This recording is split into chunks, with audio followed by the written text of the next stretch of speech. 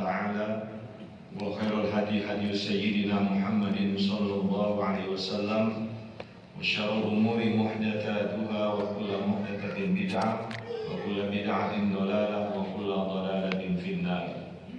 وبالسند المتصل الإمام المؤلف رحمه الله تعالى وأدمنا به وبعلومه في الدارين آمين. قال mungkin saya mulai dari hukum berkurban. Nah, ini dalam mazhab Syafi'i hukum berkurban adalah sunnah muakkadah alal kifayah. Jadi merupakan sunnah yang sangat dianjurkan dan ini bersifat kifayah. Artinya kalau dalam satu keluarga itu sudah melaksanakan kurban satu orang saja, satu ekor gitu, maka sunnah muakkadahnya sudah terpenuhi. Ya. Tapi berbeda dengan penjelasan yang kontroversial dulu dari Allahyarham, ya, Syekh Ali Jabir, ya, yang waktu sempat heboh karena kata beliau ya satu kurban cukup untuk satu keluarga. Nah, sebetulnya maksud beliau itu satu kurban ya untuk satu keluarga itu memang sudah memenuhi sunnah kifayah. Artinya umpamanya korban tahun ini dia niatkan untuk anak yang pertama atas nama si A gitu. Maka bapaknya, ibunya, kakak dari yang anak tersebut atau adik darinya itu sudah gugur sunnah muakkadah kifayahnya. Ya. Tetap itu yang namanya korban ya buat satu orang, ya. Nggak bisa semuanya, gitu. Hanya untuk satu orang, tapi dengan berkorban satu orang tadi, gitu, itu sudah menggugurkan sunnah muakkadahnya. Dan ini sesuai dengan sabda Rasul dalam hadis riwayat Imam Daruqutni, di mana Rasul mengatakan kutiba alayya nahru, aku itu diwajibkan untuk berkorban. Jadi kalau Nabi wajib, ya, Nabi itu wajib berkorban. Walaysa biwajibin alaikum, korban itu nggak wajib kepadamu. Walau fa'alaha wahidun min ahlil baiti kaffat anhum, apabila ya seseorang dari keluarga melaksanakan kurban, kaffat anhum itu udah cukup untuk semuanya. Gitu. Wa in sunnat likulli minhum, sekalipun sebenarnya masing-masing itu disunahkan. Bapak disunahkan, ibu disunahkan, semua anak disunahkan untuk berkorban. Tapi dengan satu orang saja yang berkorban, itu hukum kesunahannya sudah gugur. Ya. Kayak begini, umpamanya kalau ini fardu kifayah, bukan sunnah kifayah. Contohnya, ada jenazah, ya, itu wajib disolatkan. Nah, ketika sudah ada satu orang yang menyolati jenazah, maka orang yang lain gugur kewajibannya. Ya, gugur kewajibannya. Nah, apakah yang gugur kewajiban dapat pahala? Ya tidak, gitu kan ya. Yang sholat itu satu orang. Yang lain itu karena sudah ada yang sholat satu orang, karena sholat jenazah itu fardu kifayah, maka yang lain udah nggak wajib lagi. Tapi kalau tidak ada yang melaksanakan satupun, dosa semua. Itu kan kifayah begitu. Ya.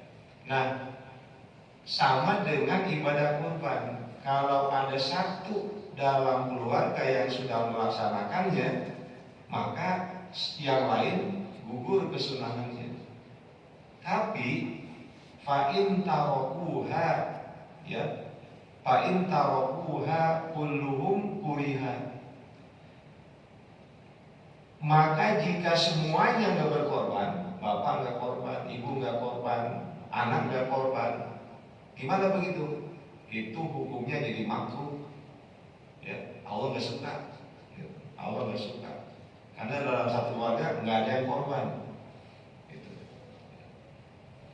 Kemudian ada yang bilang lah tahun lalu saya udah korban, apakah tahun sekarang korban lagi? Diputar aja giliran. Tahun lalu bapak, tahun ini ibu, tahun besok anak, kan gitu. Diputar aja. Ya, kenapa? Dengan begitu kesunahannya udah hilang, gugur udah. Ya, seperti itu. Nah, ini kalau dikatakan saya nggak mampu untuk korban, ukuran mampu bagaimana? Gitu kan? Ukuran mampu untuk berkorban itu adalah kalau kita ya untuk hari ini dan 3 hari berikutnya tasrif ternyata uangnya dari sisa yang kita berikan korban masih cukup, berarti itu mampu. Umpamanya kita punya uang 15 juta gitu ya, 15 juta. Kemudian kita berikan, anggaplah 1 ekor kambing berapa? 4 juta, atau 1 saham sapi 4 juta. Berarti kan 15 juta dikurangi 4 juta, tinggal berapa? 11 kan? Masih ada uang 11 juta. Yang ada 11 juta yang ada pada kita itu sisa dari pembelian hewan atau apa, hewan kurban, cukup enggak untuk kebutuhan dasar kita sekeluarga pada hari Idul Adha, pada hari Tasik 1, hari Tasik 2, hari Tasik 3. Kira-kira 11 juta 4 hari enggak? Cukup lah ya. Berapa anaknya? Anaknya ada 5. Anaknya ada 5. Ya, kemudian berapa? Istri 1, istri 1. Ya. Nah itu berarti 11 juta untuk berlima atau berenam, untuk 4 hari kan cukup. Berarti apa? Dia sudah jatuh dalam amar perintah untuk berkorban. Kalau enggak korban, makruh hukumnya. Ya. Nah, ini kan nggak enak, setiap rumah 1 ekor, setiap rumah 1 ekor, 1 ekor, 1 ekor. Wah banyak banget itu. Ya. Cuma kesadaran itu kan belum muncul. Ya, gitu. Karena dalam hitungan fikih itu yang namanya mampu istitoah untuk korban itu hitungannya. Ya, kira tanggal berapa? Tanggal 9 Zulhijjah. Lihat dah duit ada berapa.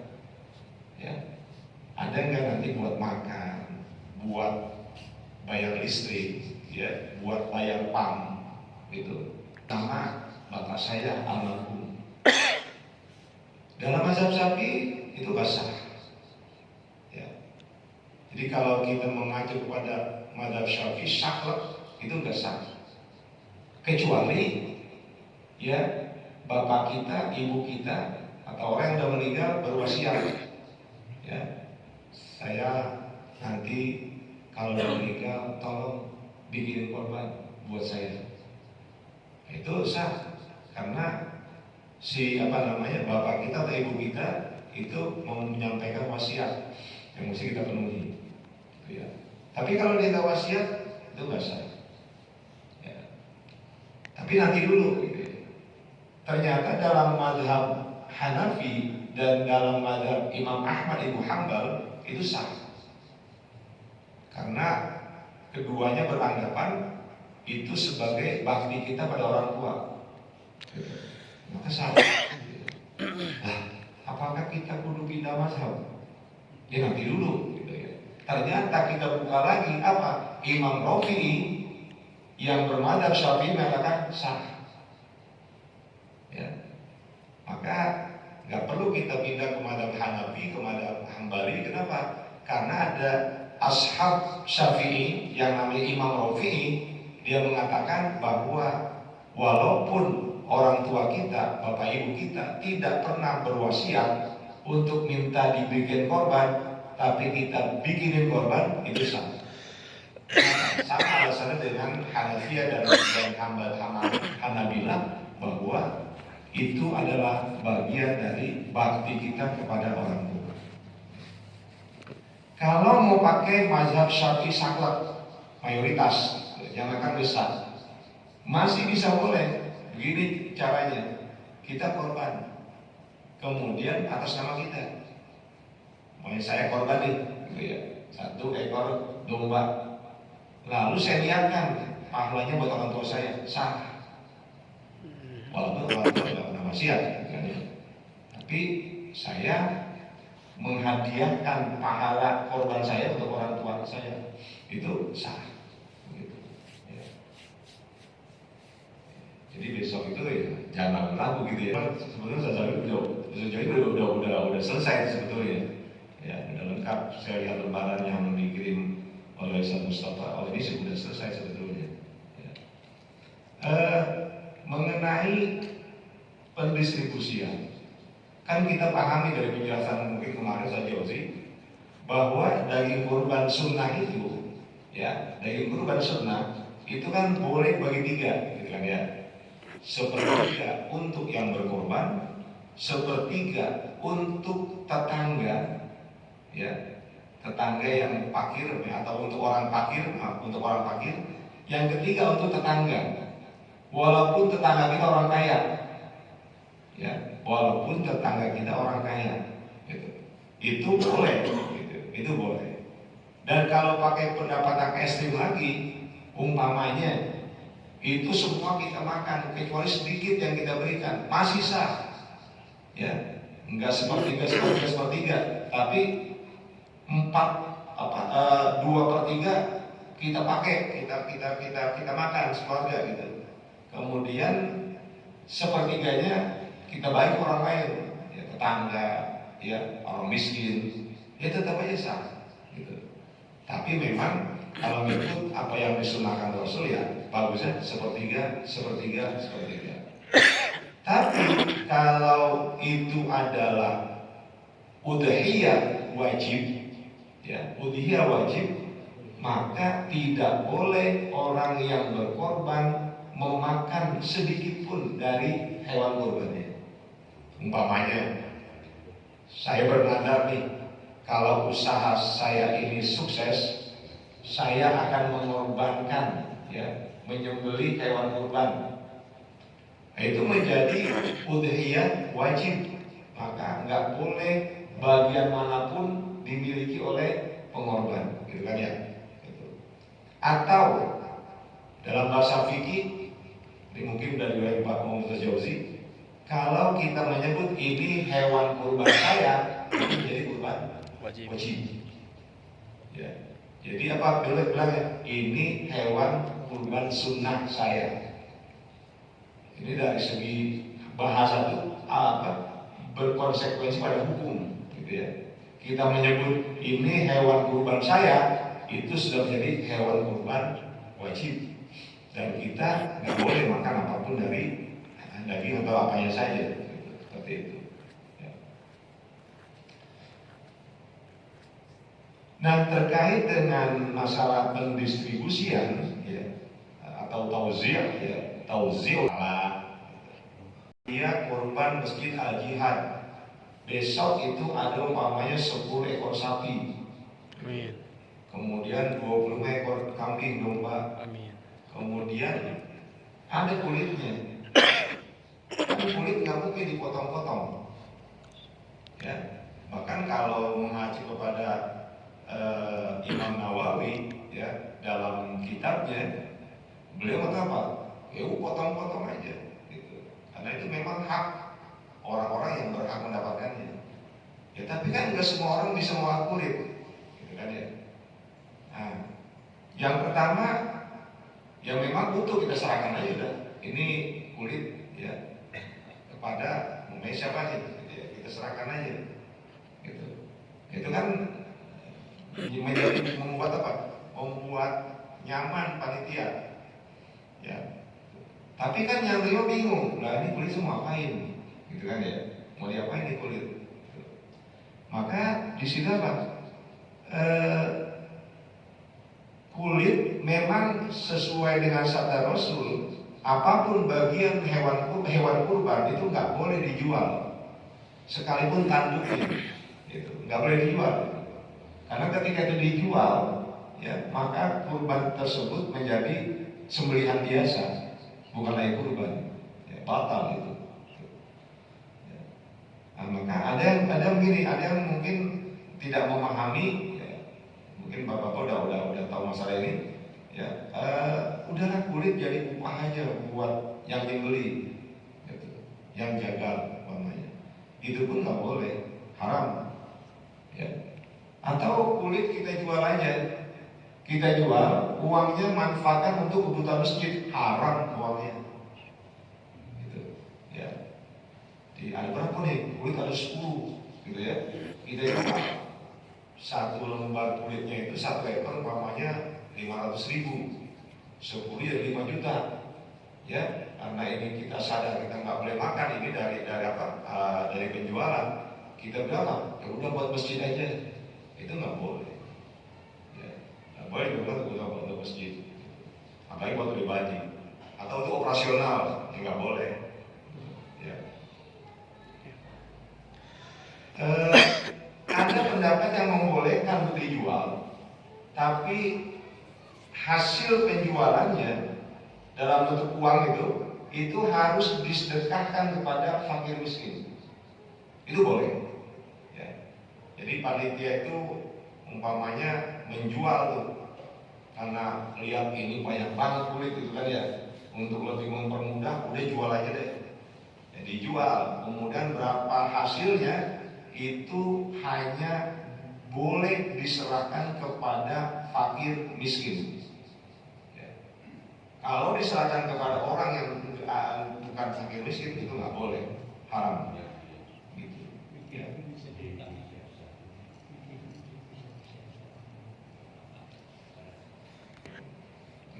Ini boleh jual, karena dia fakir, ya. Tapi kalau saya yakin sih, kita ini bukan termasuk bolong, ya. Jadi kalau kita dapat daging banyak, ya kalau lebih, ya bagiin aja orang-orang, kenapa sih? Ya, repot-repot amat gitu. Atau kalau mau dijaga agak lebih lama dikit, freezer, gitu kan bisa tuh. Ya, gitu. Jadi itu dapat terkait dengan tauziyah, ya, tauziyul udhiyah.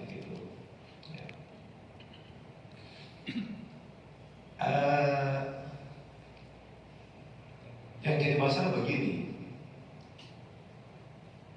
ada gitu ya, jagal, dia kita berikan kulit sebagai hadiah, bukan upah ya. Karena kita harus sepakat sebelumnya, upah itu 1 ekor sapi adalah 500.000 umpamanya, 1 ekor kambing upahnya 200.000 umpamanya.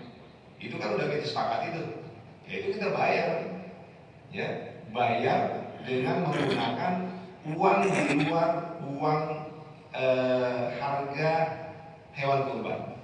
Makanya di sini panitia harus bijak ketika disampaikan harga kurban kambing 4 juta umpamanya, itu sudah termasuk biaya operasional, sehingga yang berkorban menyerahkan uang paham betul itu bahwa 4 juta ini bukan harga hewan kambing gitu, atau bukan harga saham sapi 1 saham, tapi ini adalah harga sudah termasuk operasional.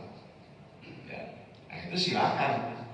Tapi kalau kita menyampaikan harga kambing adalah 4 juta tok gitu ya, itu kalau kita ambil dari uang yang 4 juta tersebut untuk operasional, itu nggak boleh. Karena itu adalah harga yang memang kita tetapkan untuk itu. Maka di sini perlu catatan dari panitia untuk menyampaikan bahwa harga ini sudah termasuk biaya operasional, begitu. Ya. Ini untuk diatur untuk menjaga betul itu. Ya, sampai nanti panitia jatuh kepada keharaman, ingin dapat pahala berdosa dengan melaksanakan kurban ini. Kemudian jagal atau orang yang menyembelih, dia nggak boleh ngatur-ngatur. Ini pala buat saya, gitu. Itu panitia yang mengendalikan, ya. Nah, sebab kepala itu, ya, kepala itu adalah bagian dari bagian dari hewan kurban yang mesti didistribusikan, gitu. Jadi kalau umpamanya kalau saya yang saya tahu di Al-Fala itu kalau kepala kambing gitu kan ya, itu kan ditanyakan siapa yang mau kepala, gitu. Nanti di data tuh, diinventarisasi, ya siapa yang mau kepala, siapa yang mau kaki, gitu kan ya. Ini kan bagian yang orang-orang pada nggak mau nih, ya itu panitia yang ngatur, ya panitia yang mengatur sehingga kelihatan adil gitu. Ya. Jangan nanti yang menyembelih apa, saya kan nyembelih 5, ya saya 5 itu misalnya. Yang kedua, apakah kita kalau punya hutang boleh berkorban? Ya. Ini hutang nih kita nih, punya hutang sama orang berapa? 15 juta. Kita mau korban, gitu. Gimana? Sana korban kita. Kalau hutang itu sudah jatuh tempo, maka hutang dulu selesaikan. Umpamanya nih kita besok kan hari raya Idul Adha tuh mulai Rabu, tanggal 27 gitu ya. Rabu, Kamis, Jumat, Sabtu, ya. Itu ternyata pada hari-hari itu jatuh tempo, maka dahulukan bayar hutang. Tapi kalau belum jatuh tempo, kita boleh korban, tidak ada masalah, gitu ya. Ini kan apa namanya, berhutang itu umum aja udah ini uang cuma segini, gitu kan ya. Ya kita satuin aja tuh. Ya. Dia kan gini beralasan itu kita kalau sholat boleh dua niat. Umpamanya kita datang terlambat ke sholat, ya, belum sempat apa tahiyatul masjid, gitu ya. Nah, kita kemudian ikut langsung sholat, ikut imam. Ya, di situ ada niat itu sih boleh, nggak apa-apa. Gitu. Tapi kalau kurban, udhiyah dan akikah disatukan, itu mayoritas ulama mengatakan tidak sah. Ya. Akikahnya nggak sah, kurbannya nggak sah. Bukan salah satunya ya, tapi kedua-duanya tidak sah. Malah itu sama dengan kulit, gitu ya. Artinya dia oleh panitia boleh dijual, yang nanti hasilnya itu untuk fuqara masakin. Itu boleh aja, gitu ya. Nggak ada masalah. Tapi yang penting apa? Orang-orang yang memang berhak untuk mendapatkan bagian dari korban itu sudah dapat tuh, ya, sudah dapat. Nah, ini masih ada di kepala, ya, mau dibagikan susah, gitu kan ya.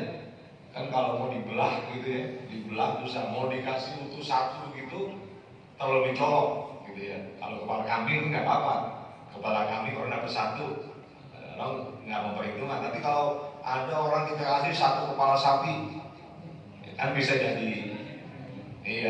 jadi omongan yang gak enak gitu ya. Ya makanya boleh dijual, tapi tadi hasilnya untuk fuqara masakin. Gimana kalau panitia adalah fuqara masakin? Ya boleh aja. Ya namanya fuqara ya boleh aja. Ya. Tapi nanti untuk panitia harus ada keadilan itu. Artinya pembagiannya jangan ada yang terlalu berlebih gitu ya. Ada yang kemudian merasa saya cuma segini gitu ya. Jadi ini perlu pada keadilan. Listrik itu apakah panitia juga harus mengganti ke masjid, dan bagaimana caranya untuk membaginya? Nah gini, untuk yang sifatnya rutinitas, ya, kebutuhan rutinitas pengeluaran yang dilakukan oleh pengurus masjid itu sudah bukan lagi bagian dari kurban.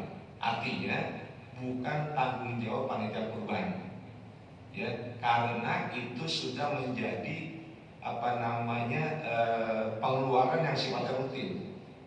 Artinya lampu ya memang dipakai, itu merupakan kebutuhan, ya, tidak termasuk operasional, ya, tidak termasuk operasional. Itu sudah tanggungan apa? Tanggungan masjid, ya, dari uang yang ada, ya, itu tanggungan masjid. Bukan kasus ya, ada pertanyaan begini, boleh nggak itu jagal yang beli orang yang suka ninggalin sholat, gitu. Atau dia nggak sholat, Ini kan bisa terjadi kan? Bisa terjadi. Kita kepengen itu yang menyembelih orang yang memang betul-betul orang yang apa? Yang ahli ibadah gitu kan ya. Untuk lebih afdol kan begitu. Sebaiknya memang begitu. Artinya apa? Orang yang menyembelih, kalau kita nggak bisa menyembelih sendiri, artinya memang kita nggak mampu, maka kita wakilkan pada orang lain, gitu kan ya. Dan kita kepengen yang menyembelih itu ya kiai gitu ya, kiai, karena kita ya secara apa namanya, secara afdoliyah itu pasti lebih afdol. Ya. Nah ini yang menyembelih jaga, gitu ya. Ini orang sholat enggak, gitu kan ya. Nah, gitu.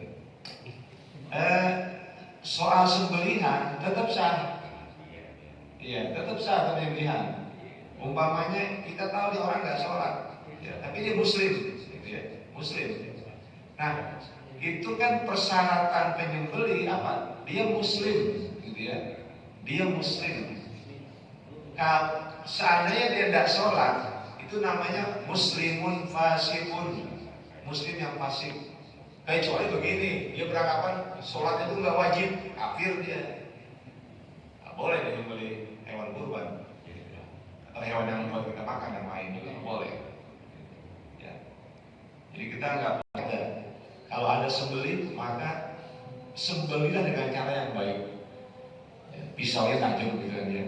Tapi hal yang lain apa? Jangan menyembelih di tempat ada hewan lain di situ. Ya, hewan kan punya apa? Punya rasa juga gitu ya, punya rasa. Gitu. Itu nggak dibolehkan. Adha, ya, mulai fajar puasa sampai kita selesai. Nah, yang hebat itu puasa tanggal 9 Arafah. Tanggal 9 Zulhijjah, hari Arafah. Dalam yudhahi fala yaqrabanna musallana.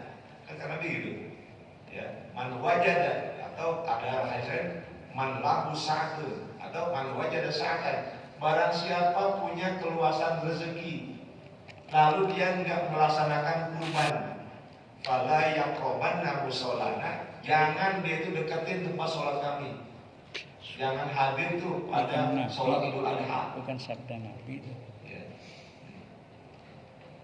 Di situ tuh. Ya kan kita mau juga ya, kita punya duit banyak, ke korban, berangkat juga Idul Adha sholatnya.